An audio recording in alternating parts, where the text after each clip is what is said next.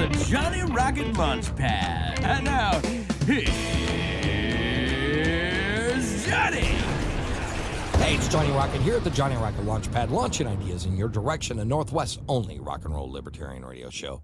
I'm here with my co-host, Mr. Kurt Nelson. Hello, sir. The voice of reason, the beautiful Heather Nixon. Now I'm so paranoid to say it. What? Hello. Hello. Hello. Hi. And we're here with Professor Aeon J. Skoble. Woo! Woo! Yeah! Thanks for being with us today, dude. Thank you very much. This is awesome. I mean, we were talking about licensing, and it's just awesome stuff. We've kind of gone around and around on that subject a couple times. We have, and we've been here on the show. I've been stabbing it, but I've been kind of having a little problem, like kind of rationalizing how to implement that idea without killing people. Heather usually makes the point like, "Hey, let's keep safety on the roads. Let's not be stupid about this." But yeah, I think it's a lot clearer being stated like that. Yeah, So. Yes, certification, not licensing. Absolutely. Feel more solid in my opinion now. I like that. Bam. So one of the things is Professor, I'm a smoker, right? I smoke like a chimney, as a matter of fact. But the government is now banning cigarette smoke in all of the U.S. in public places to protect people's personal rights, right? What do you think of this? Because if I own property, shouldn't I be able to do what I want to do with my own property?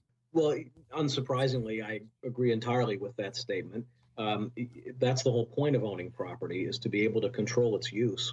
So, if you're a non-smoker, then it should be your prerogative to not allow any smoking on your property. Right. And if you're a smoker, it should be your prerogative to allow smoking on your property. Mm-hmm. And if I am the other way, I just don't have to visit your property. So, like if I'm really anti-smoke, like I just can't stand around smoke, but then you say, well, come over to my house because I'm busy smoking. I might say, well, I'm not going to come over. Why don't we meet someplace else? I certainly don't have to go there. And I certainly don't have the right to make you conform to my expectations for what counts as having a good time. I can choose to hang out with you and put up with something that I don't want to put up with because I'd rather be hanging out.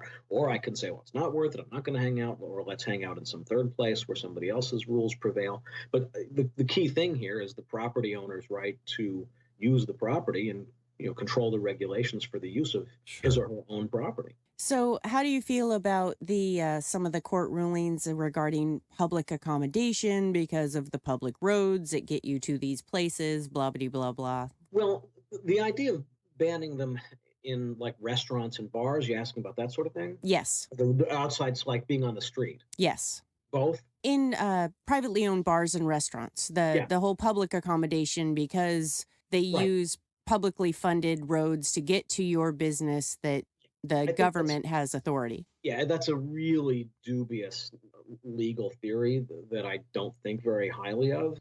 If it's a privately owned restaurant, then that shouldn't be any different from going over to your privately owned home. The fact that other people go in there because you're open to, they call it public accommodation because you're open to the public for business. Mm-hmm.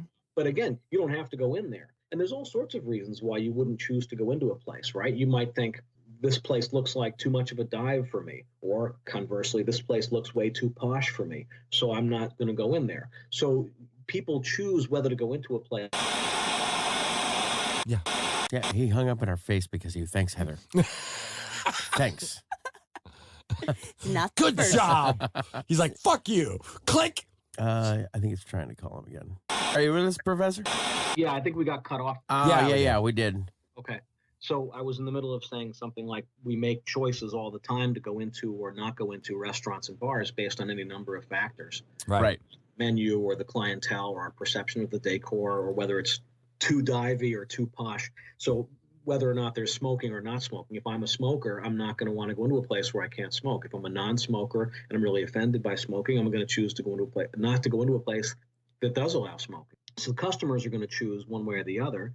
And there's no compelling reason not to allow the property owner who knows his or her own clientele better to be in charge of making those rules. Right. I know my customers. If I own a bar, if I own a restaurant, I know what kind of customers I have, and I'm in the best position to make the decision whether allowing smoking or banning smoking is the better idea for my place. Again, there's no one-size-fits-all solution here. Sure. If it's a big enough place, maybe I'm going to want to have 2 rooms, one that there is smoking, one that there isn't smoking. Restaurants used to do that. Sure. I mean, you don't have to. I mean, I'm old, but you don't have to be that old to remember when you got into the restaurant, they would say smoking or non. Yep, or absolutely. First available, right? If you don't care, there was always that third choice, first available, right? I don't care that much, so I'm hungry, so I'll take first available. Right. No, it makes sense to me. I mean, like, you have the option, but I think there's plenty of other options out there.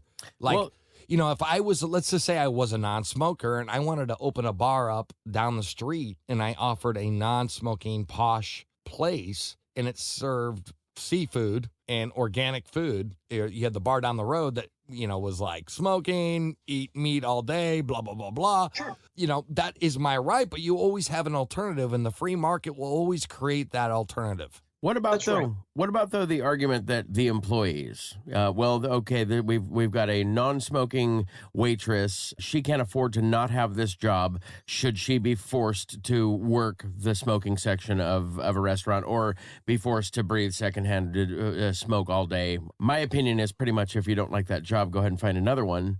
People argue in that opposite direction. Who's an even worse position than that waitress? A coal miner. Indeed. I mean, coal mining, however dangerous secondhand smoke is, it's surely much more dangerous to be a coal miner. Mhm. But what we don't say, oh, these poor coal miners have the right to breathe clean air. Well, it's sort of part of working in a coal mine that you're not breathing clean air all the time. Right. And if you really don't like that idea, so you can either choose to put up with it, or if you really don't like the idea, you don't work in the coal mine. So it's the same thing if you're a waitress. There's all sorts of places where they don't allow smoking. So if it means that much to you, work in one of those places. Indeed. I totally agree. Absolutely. When I bartended way back in the day and all the bars were smoking, I just chain smoked. So I was right there with them. I felt at There home. you go. Just start smoking and you're fine. Right? Yeah, Get the absolutely. First-hand I smoke. think I have the black Look, lung. here's the other component to this, and this goes back to social evolution. It's also true that fewer people smoke than 30 years ago, 40 years ago. Indeed. So even if you didn't have anybody making any regulations, you would find fewer places that were so filled with smoke anymore. So the waitresses who don't like working in the places that are too smoky have more options now Mm-hmm. to Yeah, work that's in a good places point. that Yeah, don't good have point. a lot of smoking. Just Sure. because society has changed, people have changed. Right. That's a great point. I mean, I don't know. I just think that I have a question for you, Professor. Are you a smoker? I smoke cigars once in a while. Maybe, Oh, good for you. you know, Good for you. not every day, but Right on. Johnny, it's I not love that big a deal, cigars, bro. It's a big deal to me. He's a cigar I never- smoker. Yeah, I that's never awesome. cared for cigarettes. I don't have anything against them. I just never cared for them. Sure. I first couple times I tried them, I thought it was disgusting. But I do like the cigar. Oh, I Nice. do too. They're great. What's your favorite cigar? I like Punch Grand Cru quite a bit. Oh, nice. Tatawe, I'm not saying that correctly, but that's a nice one. Arturo Fuente, the Grand Reserve. Oh, yes. Very good. I like La Gloria Cubana. Yeah, those are nice. Yeah, it's a really good smoke. Cuban seed made in Florida. I know. I think cigars are You're a badass. cigar nerd too, man. I love cigars. I do. And we just can't afford to have them now because we're doing a radio show. But I do love cigars. Okay. Next question, Professor. What is the difference between morality and value? Well, a value is something that you think is important, that you think is worthwhile. Okay. So you can value things in a non-moral sense. That all it is to say that it's a value is that it's something that you assign worth to. Sure.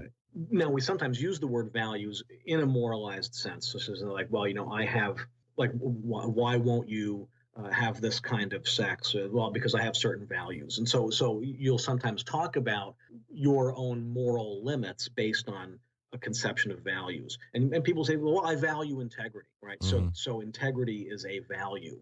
And what that means is I think integrity is important in my character development, the same way I might think that something else is important for some other thing. Mhm. When we use the word morality, we're sometimes talking about that, right? Character states that people find important to have, like loyalty or integrity or courage. But other times we use it to mean things like a system of rules. So morality means that you must always tell the truth, or you must never break a promise, and things like that. So this just reflects a difference in the history of moral philosophy, right? Some philosophers think that morality is best understood as a system of rules.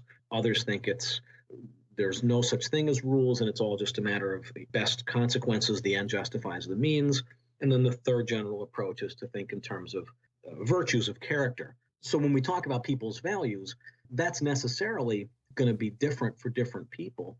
But if the rule type people are correct, then those are going to be universal rules, because otherwise they wouldn't actually be rules. Right.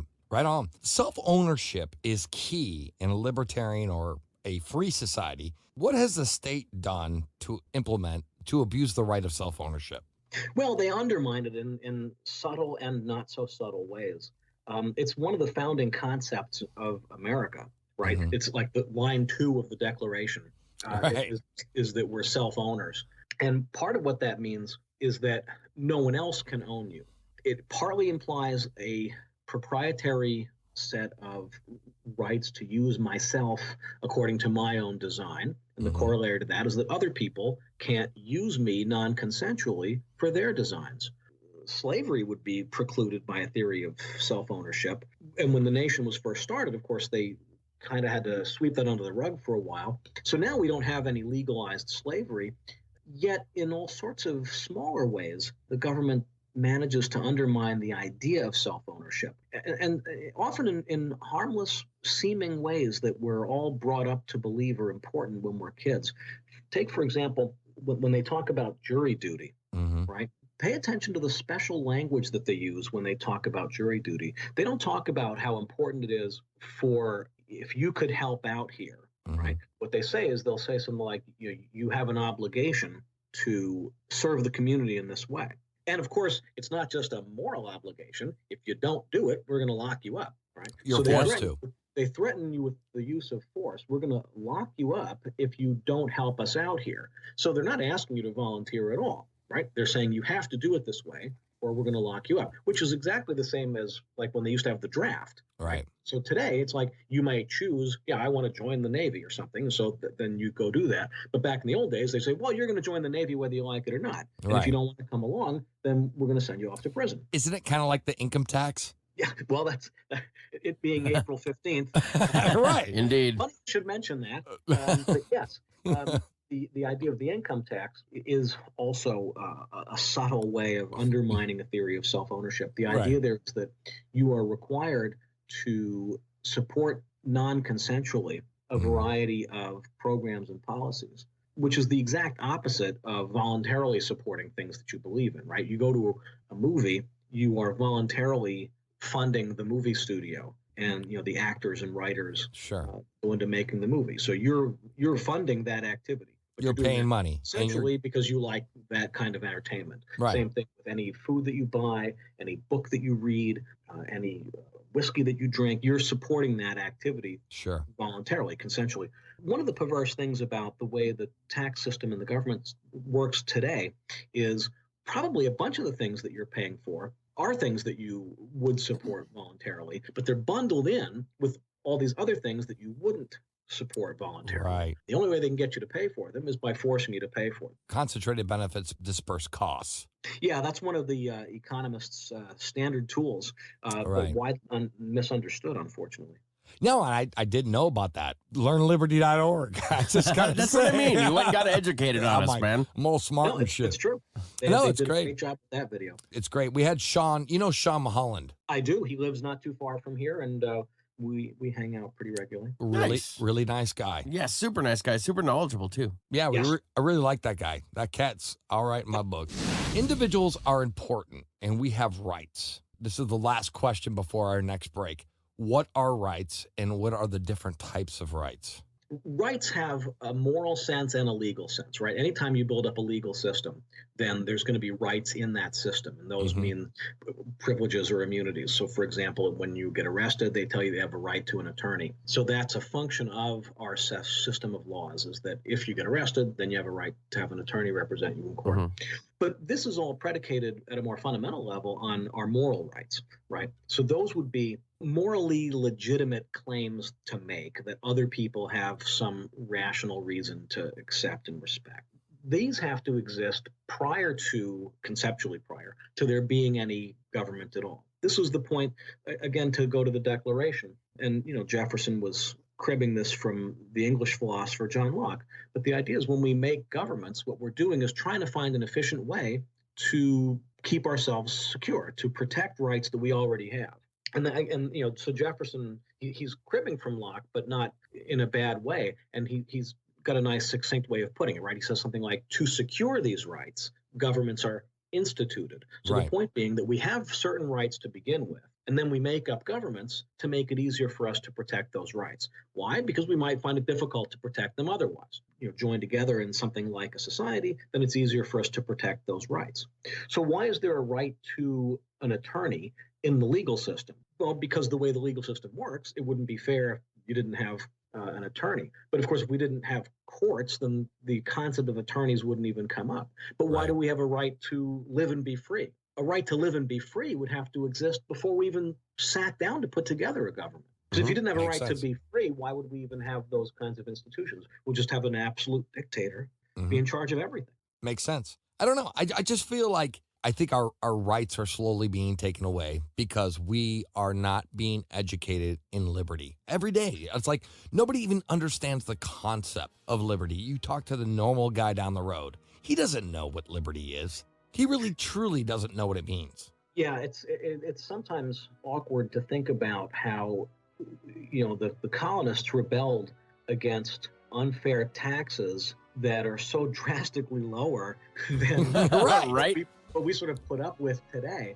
right? It's like, and again, this being April 15th, third of your paycheck. You just lost a third of your paycheck. The colonists who rebelled wouldn't have even imagined the tax rate being that high. They were willing to go to armed rebellion over hardly anything that steep. But the basic idea is that you own yourself and therefore you own the fruits of your labors. So then anybody non-consensually claiming some of that, that's aggression. We are getting brainwashed into the system that is completely said, hey, it's okay that the government's here. It's cool. Keep doing what you're doing. It's fine. The government's here to protect you. Right. What they do is they exploit the entirely correct notion that Right. there's some advantage to be gained by living in a society. Right. So we have social relations, we have economic relations, we form bonds of community and derive mutual benefit from living together. Right. So that's all true. Churches and commerce and clubs based on shared interests, these are all things that people do to unite themselves together. Right. We can band together for mutual protection against some outside invader. And people do this all the time. It's since the dawn of civilization, right? That's what it is. So what the government does in the modern context is they take the correct notion that we need society to live, but then they somehow blend that into we have to have the state. So there's this distinction between society and the state. So the fact that we need to have social and economic relations doesn't actually logically imply that we have to have coercive centralized authority. Right. But that's the sort of bait and switch that the government makes. They build on your intuition, which is true, that we need to have community and society, but then they subtly jump over to centralized coercive authority. This is Johnny Rocket here at the Johnny Rocket Launchpad, launching ideas in your direction, a Northwest only rock and roll libertarian radio show. I'm here with my co-host, Mr. Curtin Nelson. Hello. The voice of reason, Miss Heather Nixon. Yes. And we're here with Professor Aeon J. Skoble. Woo! Yeah! Thank you very much for coming on. We're not done with you yet, sir. We have the rocket fire, and we got another 20 minutes with you or so. All right. So everyone here, listen to A Woman's Place by Heather Nixon. She is going to tell you how it is. We'll be right back.